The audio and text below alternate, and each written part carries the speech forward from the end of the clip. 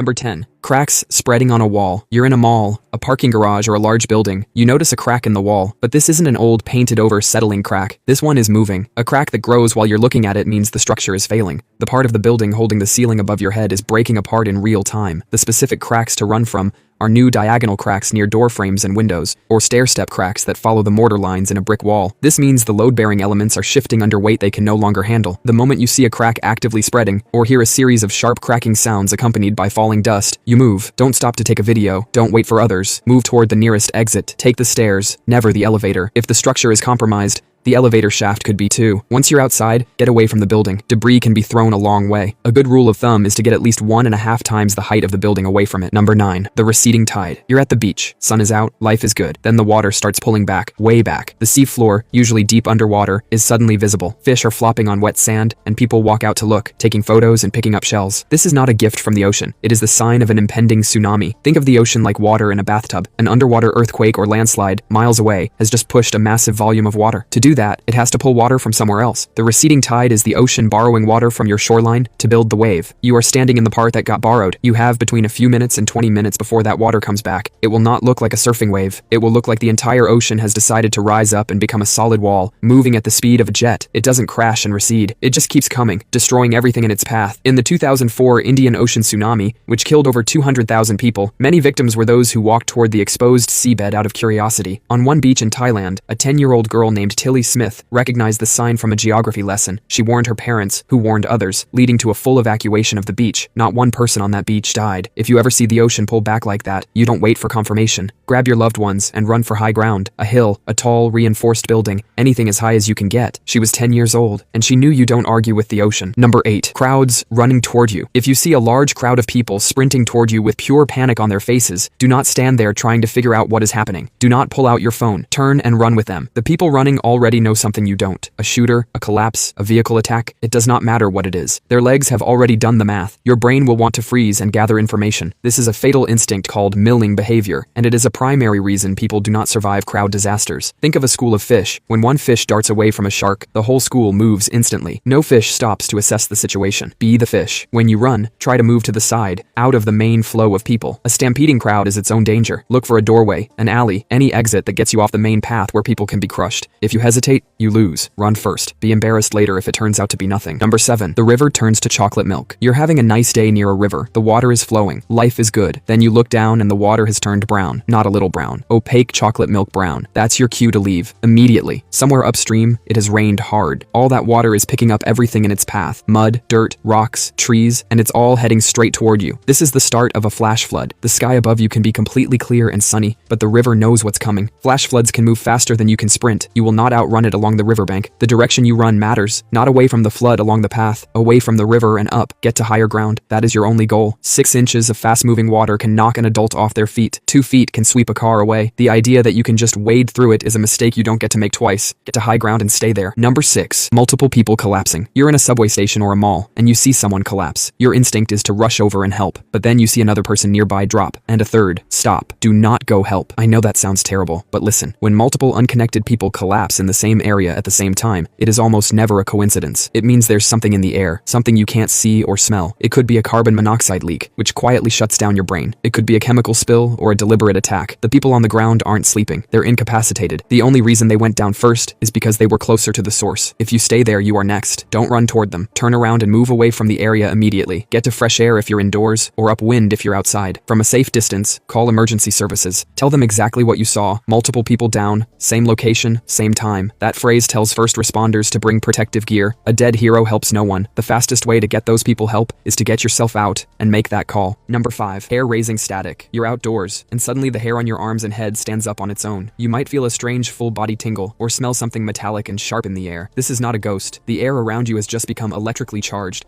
and you are about to be struck by lightning. Before a lightning strike, the ground and clouds build up opposite charges. Your body, standing in the middle, starts conducting that charge. Your hair is literally reaching toward the sky, trying to complete the circuit. You have become the lightning rod. The time between this feeling and the strike can be a few seconds. You cannot outrun it. If this happens, crouch down immediately. Make yourself as small as possible with your feet together and your hands over your ears. Do not lie flat on the ground. Lightning spreads out through the ground when it hits, and you want to minimize your contact with it. Do not shelter under a lone tree. It's a primary target. The safest place is a hard-topped vehicle or a proper building. If you're in a group, spread out at least 50 feet apart. This is your last second warning before 300 million volts tries to use you as a shortcut. Use those seconds wisely. Number 4. The fire alarm everyone's ignoring. You walk into a building, the fire alarm is blaring, and nobody is moving. Everyone is just standing there, acting like it's background noise. That crowd of calm people might get you killed. There's a psychological phenomenon called the bystander effect. The more people there are, the less likely anyone is to act. Everyone assumes it's a drill or a false alarm. Everyone waits for someone else to react. Real fire alarms and false alarms sound identical. You are not supposed to be able to tell the difference. Smoke inhalation kills faster than flames. Most fire deaths aren't from burning. They're from people passing out from toxic smoke before they even see a fire. You won't get a dramatic warning. You'll just get sleepy, and then you won't wake up. So when that alarm goes off, you don't wait for the crowd. You don't wait to smell smoke. You find the nearest exit. Feel doors with the back of your hand. If a door is hot, don't open it. If there's smoke, get low. The breathable air is near the floor, and get out. Being wrong means you stood outside for 10 minutes feeling slightly embarrassed. Being right could save your life. Number 3. The silent crowd. You're walking through a busy train station. Hundreds of people. Noise everywhere. Then suddenly, it stops. Not gradually, not one by one. All at once. That's not peaceful. That's a warning. Your brain is constantly scanning the people around you. A process called social referencing. When everyone goes quiet at the same moment, it means hundreds of brains just detected the same threat and processed it faster than yours did. Survivors of bombings and disasters often describe the same thing. A strange, sudden quiet right before the event. The people closest to danger go silent first,